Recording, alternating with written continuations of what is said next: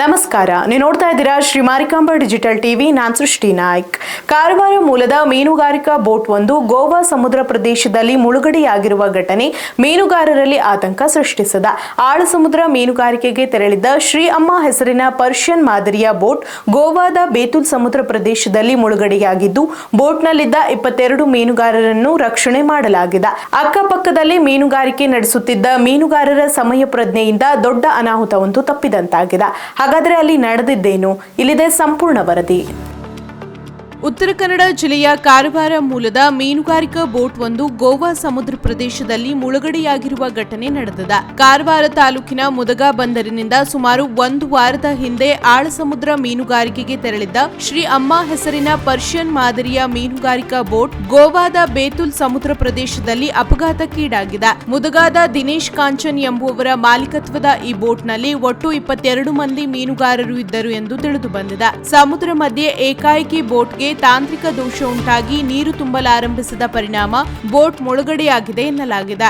ಅಪಾಯದ ಸ್ಥಿತಿ ನಿರ್ಮಾಣವಾಗುತ್ತಿದ್ದಂತೆ ಅಕ್ಕಪಕ್ಕದಲ್ಲಿ ಮೀನುಗಾರಿಕೆ ನಡೆಸುತ್ತಿದ್ದ ಇತರ ಮೀನುಗಾರರು ತಕ್ಷಣ ರಕ್ಷಣಾ ಕಾರ್ಯಾಚರಣೆಗೆ ಮುಂದಾಗಿದ್ದಾರೆ.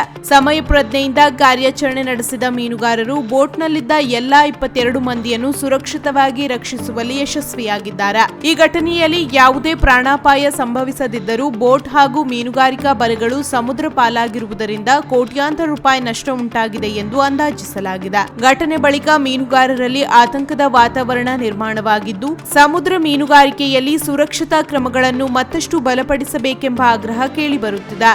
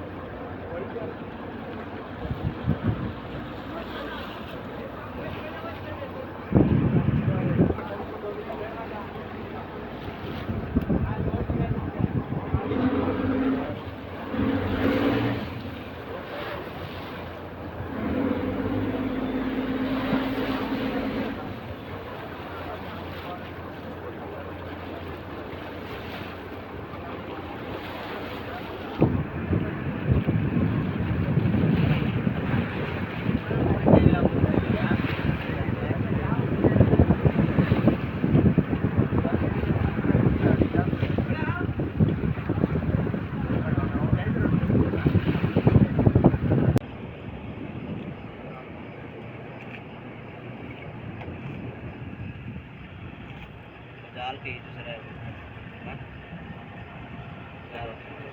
जाल के কিছু চলে বোটটা ভাগ হইছে কি জালটাকে